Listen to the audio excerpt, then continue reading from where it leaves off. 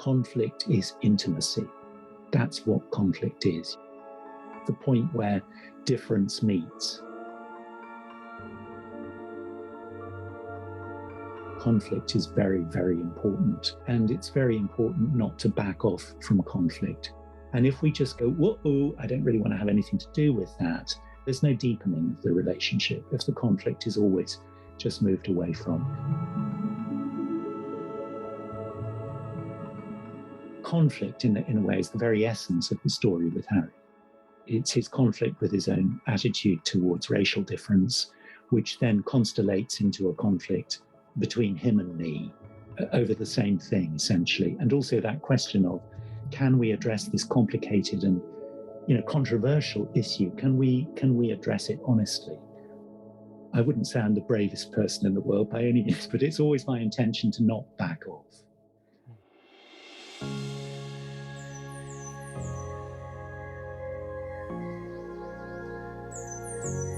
Deep listening, impact beyond words. G'day, I'm Oscar Trimboli, and this is the Apple Award-winning podcast, Deep Listening, designed to move you from a distracted listener to a deep and impactful leader.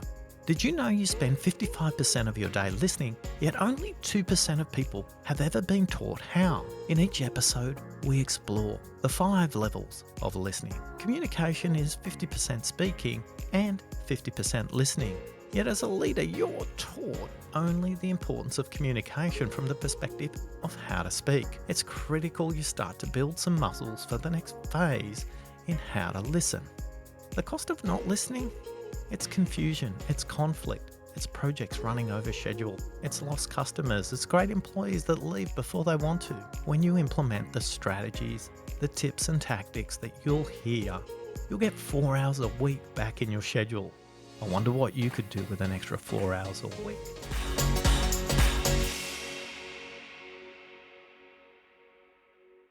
How do you listen during conflict and anger? Today I'm delighted to introduce Christopher Mills, a psychotherapist, a family consultant, a supervisor and a trainer. And a special thank you to Annalise from London for the introduction to Christopher as well. Really appreciate it when other people recommend people for the Deeper Listening podcast series. Christopher began his work alongside family lawyers, helping them to develop skills to help them collaborate across divorce teams. In 2009, he made Deadlock to Dialogue. It was a film, an unrehearsed role play combining the skills of mediation and psychotherapy when working with separating couples. His interest in mediation around childcare disputes led him to write The Complete Guide to Divorced Parenting, a strong advocate of the need for lawyers to receive more support in their work with family trauma. He became the UK's first professional to offer specific regular supervisions for family lawyers and QCs. About 6 months ago, I was lucky enough to work with this community in Australia as well, and they bear a huge burden when they act on behalf of their clients in these cases. A lot of Deep Listening podcast listeners have asked if I could do an episode on how to listen in conflict through the lens of relationships. And I am absolutely delighted that we found Christopher, and this interview takes me on a wonderful journey about my relationship with conflict and why I need to lean much further into conflict than I do rather than my default position, which is to avoid it. And I'm sure my avoidance dates back to my teenage years when my parents separated as well. We start off with the same question that we ask everybody. Let's hear Christopher's perspective on the cost of not listening. Christopher, I'm curious, what do you think the cost of not listening is? A sense of worthlessness, a sense of lack of worth on the person who is not being listened to, a feeling that at the very essence of them, they don't amount to very much in the eyes of the other person. I think to be the subject of somebody else's lack of curiosity is fundamentally painful. And I think people who've grown up with it, people who grew up in households or families where their parents or their guardians didn't listen to them or didn't show curiosity about them or didn't encourage them to talk about themselves and about what was going on inside them, I think those people do actually grow up with a strong sense that they don't count for very much. And that affects the whole of their lives, often in ways that they would not be able to describe, partly because they've never been taught to describe what they feel. That's one thing. And I think then if you have somebody who has been listened to, what they feel is that there is a fundamental place for them in this world, whoever they are, and however different or strange or whatever they might be, that there's a place for them in this world too, that they're not outsiders. They're not people who are longing and clamoring for attention that they'll never get. That sense of low self-worth, that's the biggest, most significant thing that is true of people who've never really been listened to and never been taken seriously. They believe that will always be the case and that they haven't really arrived and that they don't really deserve. I'm curious if you've got a story that brings that to life. Going back to the starting point, for me, Oscar, it was an experience that I had. I first had therapy myself after my first marriage ended, a long time ago now, it's about 35 years ago. And I went to see a counsellor quite briefly. And I remember in the very first session, the thing that was such a revelation to me was that he listened to me. And whatever my burblings and my ramblings were, he listened to me and he didn't interrupt. And I was sort of astonished that he wasn't either trying to reframe what I was saying or judge it or tell me I was wrong or tell me to pull myself together. And I began to feel as if I was in this enormous play space where almost anything could happen. And that was a bit scary in some respects. That was the starting point for me in realizing, A, that I'd never really had the experience of being properly listened to. If that has been the case, you learn how to do it very quickly by what you receive when you're listened to. The equation completes itself before your eyes. You see the power of what it is to be listened to through the experience of doing it yourself. And it wasn't so much, I think, what I was talking about. It wasn't in that moment, at least, the subject matter of what I was talking about. It was just the fact that I was being given this quality of attention. It wasn't over intense. It wasn't threatening. It was very peaceful. It was very spacious. It was very loving. And it was, I didn't feel in any sense that I had to take care of the counsellor by being careful about what I said. There's a wonderful thing called Beiser's paradoxical theory of change. Beiser was a Gestalt therapist. The paradox is that he says people don't change until they are fully, absolutely, and completely understood for where they are right now. And it's only when they're fully understood for being where they are right now that the knot is released and that change then becomes possible. That's what happens if people are really, really listened to without judgment and without being pushed prematurely into something that they're not ready for. The readiness to change comes from within them when the conditions are right.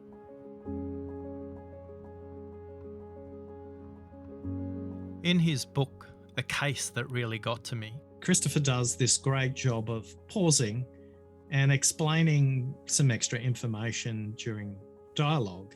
He'll explain how his counterpart is experiencing the moment.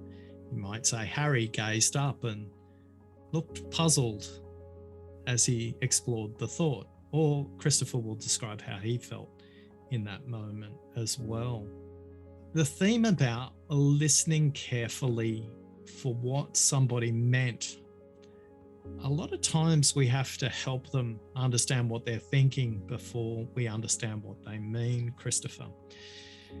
For those who haven't read the book, how do you help the counterpart fully explore what they haven't said? Because for many of us, we're too busy listening to what people say and reloading our argument rather than pausing and allowing the speaker to allow their thinking to catch up with their speaking. It's a very simple technique, and it does relate absolutely to the whole question of listening, because one of the things that enables really good listening of somebody else is that you have to listen. You have to be listening to yourself. You have to be listening to what's going on inside yourself at the point where what the other person is saying is landing in you, what the impact of it is on you. Now, that's not the same as reloading your argument. It could be. That's what we're doing when we're reloading our argument. We're assessing how what the other person says lands in us so that we can then come back with something else. What I do in my work, I will often say to somebody, okay, that's very interesting what you've just said. A few minutes ago, you said such and such, which sounds different, sounds as if it's coming from a different place. How do those two things sit together? Do they sit together? And very often in that moment, the person who I'm listening to will have forgotten that they said the first thing 5 or 10 minutes ago. And then they're reminded of it when I tell them. And then something happens in them, which is the question, how do those things go together? And it could be in that moment they're thinking, I always thought those two things did go together. But actually, just in the moment now that I've been represented with my own words, I realize that they don't quite go together in the way that I thought they did. I'm listening in myself for how what I'm being told lands and the little kind of leaps and jumps that are going on inside me. Not always actually directly inside my head. Sometimes I feel them more in my stomach. There's a kind of, oh, hang on, what's going on here? It's not unusual for me at all when I'm working with a supervisee or a client. I will quite often on that basis say to them, just hold it just there for a second, because there's something I'm trying to catch and I can't quite catch it. And they always will. They're massively accommodating in that kind of way. They will always do it because what I'm saying is I'm trying to hear what you're saying and I'm trying to take it in and deal with it. So just be patient with me because there's a piece here that I'm trying to grab. So there's something that they're getting, which is not that I'm interrupting them or not that I'm trying to say something bigger and better and bolder than what they're saying. It's that I'm genuinely trying to catch what it is they're saying. It's a kind of indication of how deeply I am, in fact, listening to them. So something about the listening very intently is trying to do the best that I can with the jigsaw that's being presented to me. And sometimes thinking of it figuratively in that way, I'll think, the picture is beginning to take shape, but there's a few pieces missing. I wonder if there's a way in which I can help the person to whom the jigsaw belongs, if you see what I mean, to find those extra pieces. So the listening is two-way. It's always two-way. I'm listening to the other person, but listening to myself for my reactions and responses, visceral, intellectual, emotional, and trying to use those as material for taking the conversation forward, but without making the conversation then about me. And that's such a subtle difference. It's very much not about reloading the argument in my favor or whatever. I shall cherish that phrase now. I'll be using it all the time. But it is very much about staying with the client, but being real to what it is that they've said and how it's landed in me and how I can use that. That's to do with the fact that this process is intersubjective. It's a relationship. It's not somebody just doing something to or for somebody else. It's two people interreacting and reacting to each other. As you were talking about listening to yourself, when we talk about the 5 levels of listening, we often laugh that a lot of listening models forget that step.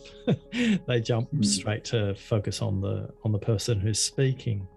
And yes. I'd love to just play with something that we regularly come across, which is giving attention and paying attention. When you're truly listening, which one shows up when? Listening to you as I am very carefully, Oscar, the thing that lands in me when you use the word paying attention reminds me of being back at school and being told, pay attention. And I always had this vision of money changing hands at the point of paying attention. I never quite understood what it meant, but I think what it really meant was stop wandering, stop drifting, stop daydreaming, which was something I was always doing as a child. Giving attention, I think, speaks to me more because I think it is like an act of donation. I think it is something that we consciously have to do and we have to prepare ourselves to do. So if somebody wants to talk to me, if my wife says, I really want to talk to you about something, in that moment, I hear the tone in her voice that this isn't just a shopping list that she wants to talk about. It's something more significant, more important than that. I think in my head, I figuratively make space. And I think, okay, whatever it was I thought I was going to be doing for the next 15 minutes, I'm going to put that on hold and I'm going to listen. And there's a moment of deliberation. There's a moment of doing that. So I think giving speaks to me more than paying attention. Paying feels like something I had to put my hand in my pocket and cough up something that I don't really want to.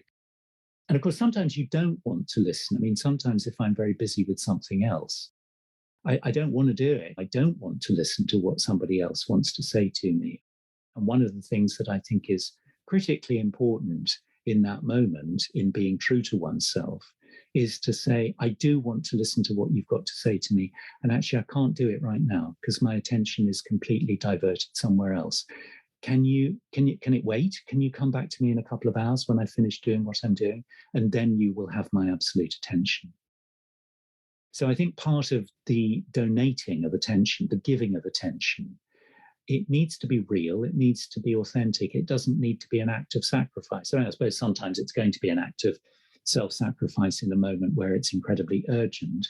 But if it's not urgent, if I'm going to be really listening to what somebody else wants to tell me, I need to make sure I'm really ready to do that. It's my responsibility to be ready to do that and to communicate that readiness to them. Because we don't always have attention to spare for whatever reason. We lead busy lives. There's a lot that we have to attend to. The giving and the being ready to give and the being very honest about that is really important. Paying, I think I'd be happy to leave that in the schoolroom, actually. Just being conscious where our attention is. Giving feels like an act of generosity and curiosity. Paying feels like your duty and taxation. One of the things we work with leaders, and there's a question that comes up regularly from people who are listening. How do you skillfully interrupt when you're listening? It's very interesting. I train other people to become supervisors. And I notice it a lot that when they're doing their practice sessions, to begin with at least, they wouldn't dream of interrupting. It would be a little bit like stamping on someone's foot to interrupt. And they're treating their client in the practice session as if they're made of cut glass, that actually they cannot be interrupted. And I think there's a lot to be said for not interrupting.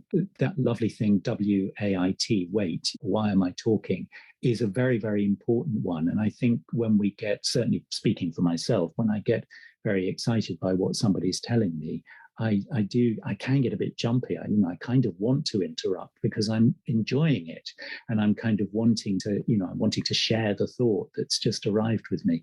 And very often I do far better if I just shut up. If I consciously say to myself, just be quiet, just await the moment.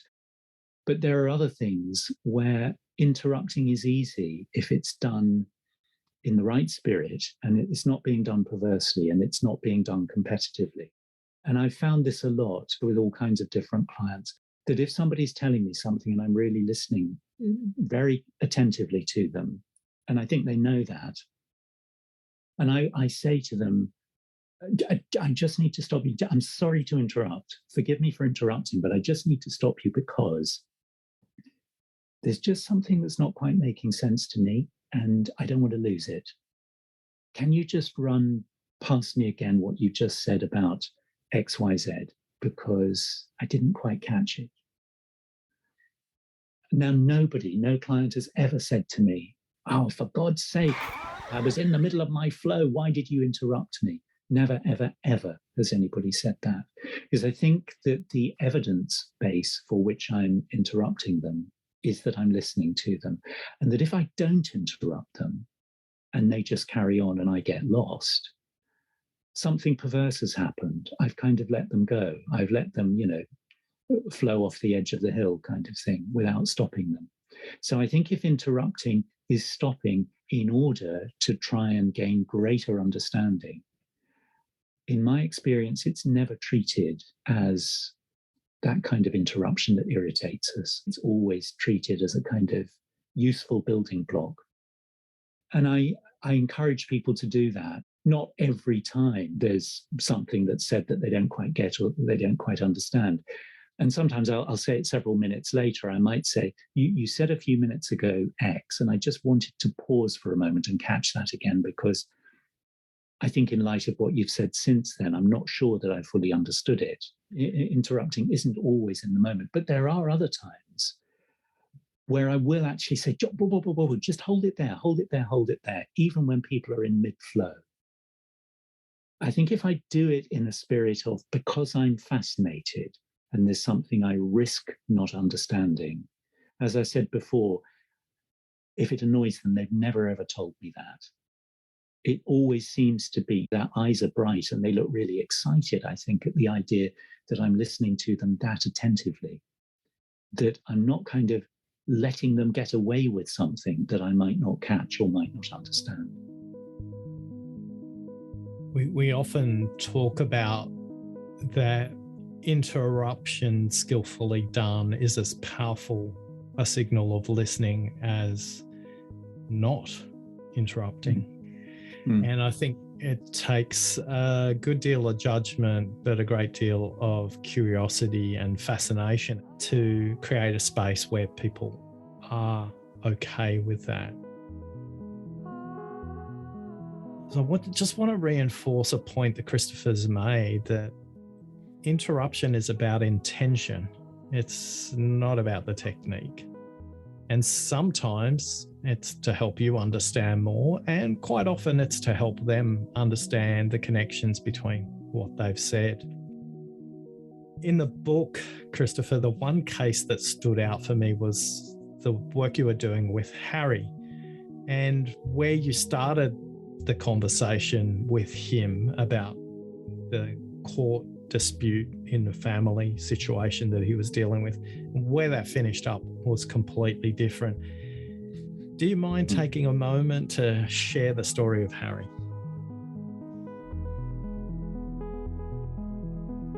The story of Harry is founded very much on my relationship with this fictional character who, like every fictional character, is based to some extent on a composite of real characters.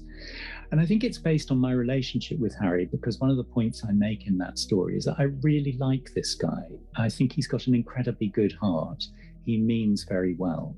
He's very affable. He's very friendly. He wants the best for his clients. He wants the best for everybody. And he also belongs to, and I think I probably am speaking of a culture which is widespread. I mean, I'm British and I work in the UK, so I'm talking very much about a culture as it exists in this country. I think others from other places will identify with what I'm saying. Harry in the story lives in a very white part of the country where you would see relatively few non-white people. Now, people who don't know the demography of the UK, there are some areas which are very, very multi-ethnic and other areas which are not. And that's changing gradually. But for the moment, there are some areas of the UK where you would tend to see only white faces for the vast majority of the time. There are other parts of the UK where you could see a majority of non-white faces, but they're much fewer on the whole, given the spread of the whole country. So Harry hasn't come into contact with many Black people. He is middle class, he's white, he's very comfortably off, he's had an extremely privileged life. And he's a very nice guy, and he's very well-meaning. He's not arrogant, he's not, on the face of it, he's not racist. But what I've tried to represent in the story of Harry is a very complex and difficult debate that's certainly going on in this country. To a large extent has been led until recently by a lot of white people saying, I'm not racist, I don't have a problem with non-white people.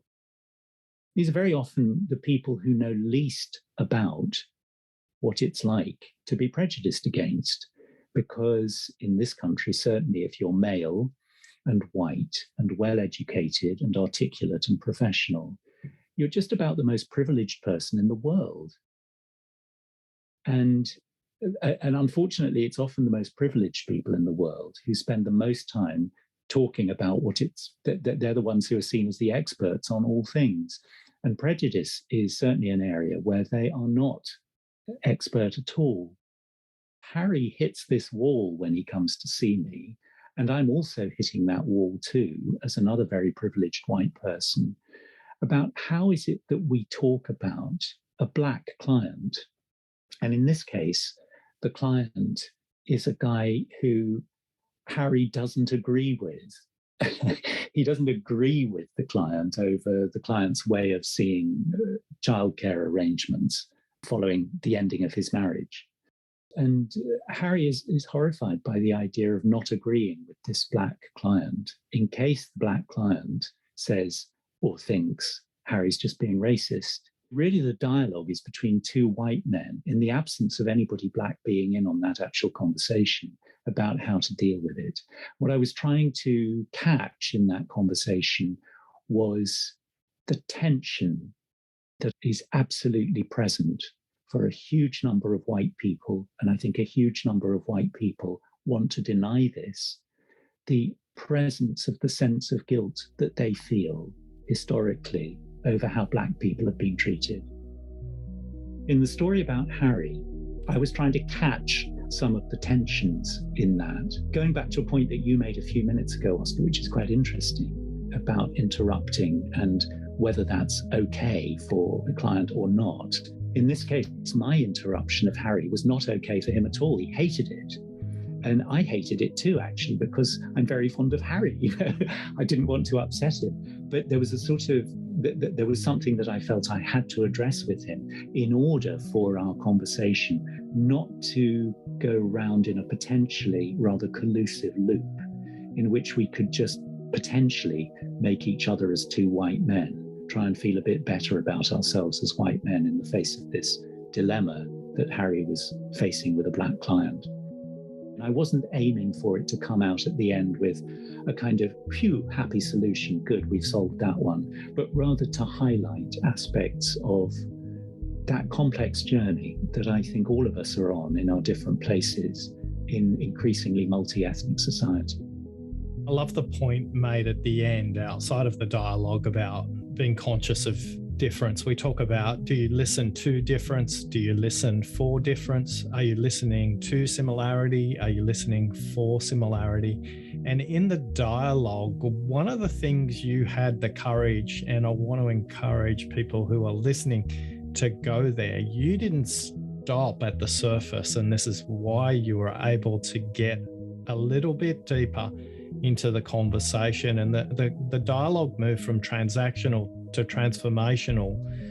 When you did mid-dialogue, there was a bit of a bust-up happening, but you kept going. And I was curious, where are you sensing that from? Where is that coming from? Your head? Is it coming from your stomach? Where was that presence? Because as you said, you have to be listening to yourself.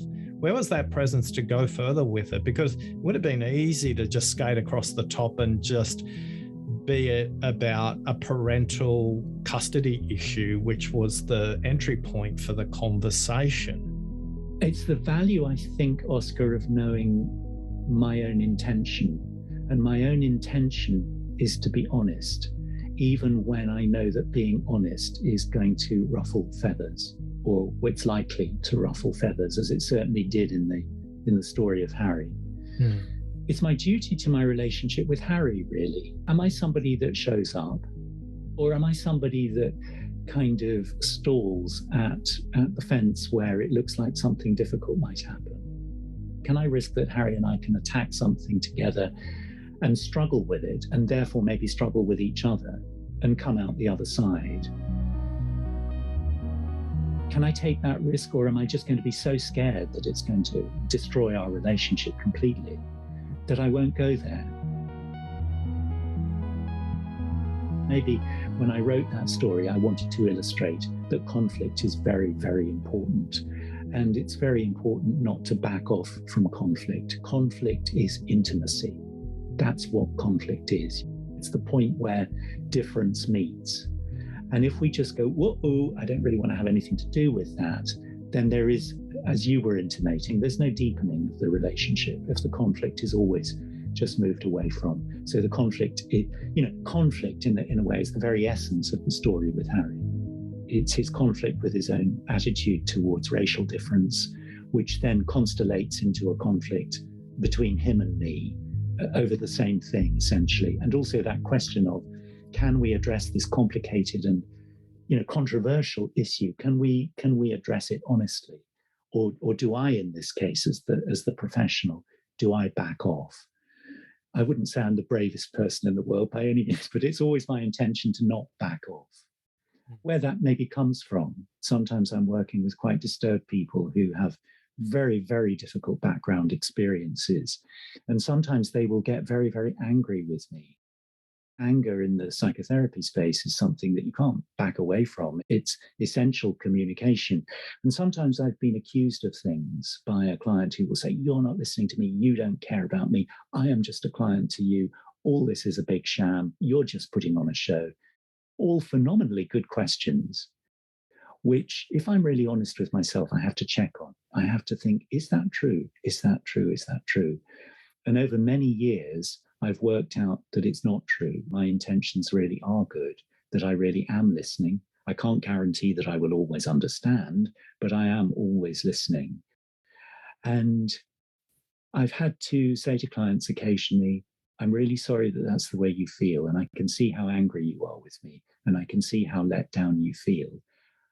But for the record, I want to tell you that you're wrong, and that I can assure you that my intentions are actually good towards you. I might fail, I might get things wrong, but I think what you need to know is that my intentions are absolutely right. It can look like a defensive position, and maybe in the moment it feels a bit defensive, but I think also where it's coming from is I want to give you accurate information. And what I want to tell you is the accurate information is I am in fact on your side. I might get things wrong, and you might not feel even as if I'm on your side. I just want to tell you, in case there's something you can do with this bare fact, that I am. That doesn't always change things in the moment, but over time, I think it really does profoundly change things, because we all get things wrong. The person that you're speaking to knows that. We all get things wrong. We all have attention dropout. We all have moments when we're not listening as carefully as we might do. But that doesn't mean that our intentions are not basically good. Life isn't perfect. It's not a kind of perfect run. And if we set ourselves and other people up to expect that it should be, then there's going to be massive disappointments all the time. It's always our best shot. It's always our best effort. And that won't always be good enough. But I think the important thing is to stick in there. And so knowing that one's intentions are right is hugely important. I think clients will forgive us a huge amount, actually, if they know that we're trying our best. And that's why I go back to what I said earlier about this being a genuine, rough, rocky, two-way human interaction that is not perfect. And I think if we set ourselves up in whatever professional group we're in as being too smart, too shiny, too all-knowing, we just set ourselves, and in a strange way, the client, up to fail. It's best to avoid all of that. I like the muddle in the Harry story, and I'm really glad that you've picked up on it. The kind of difficult, hot, worried sort of muddle of Harry and I muddling through something in the hope of gaining greater understanding and not destroying anything. And completely unresolved. There is nothing in there that was resolved, which was the lovely bit of humanity I was picking up. There was nothing with a nice, neat bow tied around the resolution at the end. You were just sitting in the ambiguity at the end of that conversation with absolutely no resolution. And that's just such a great place to sit, isn't it? I mean, that again is such a human place to sit with somebody, in that place of not knowing, that place of complete ambiguity. It's a very intimate space to occupy.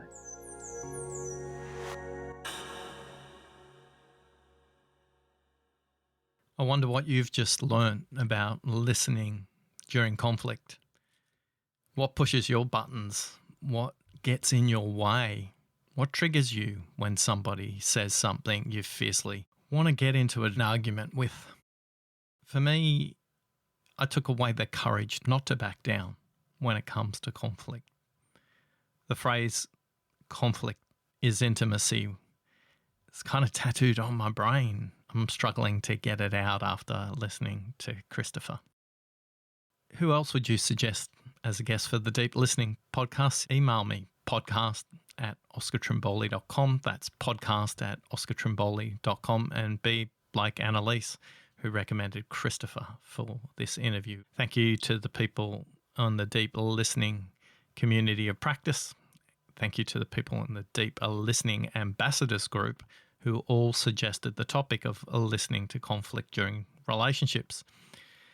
I'm taking away how to listen differently in the moment and how to be okay with not having an outcome, with not making progress during the conversation as well. Christopher does such a great job of being human, being okay with not knowing the answer, being okay with muddling along, as he said.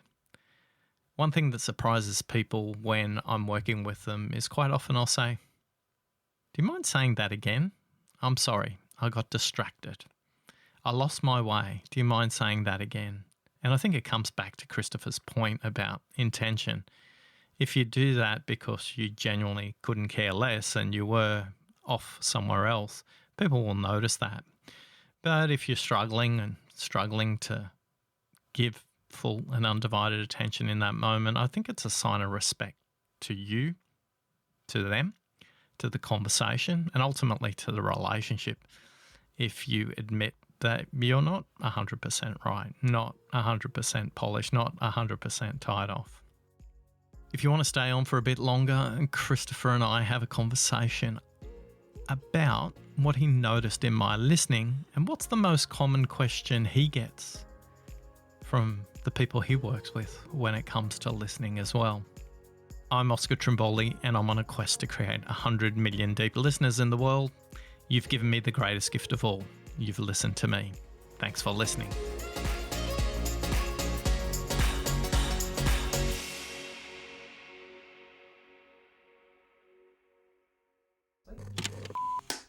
I'm curious about what you've noticed in how I've been listening today. Oh, the way you've been listening to me has been wonderful. It's been wonderful and accurate.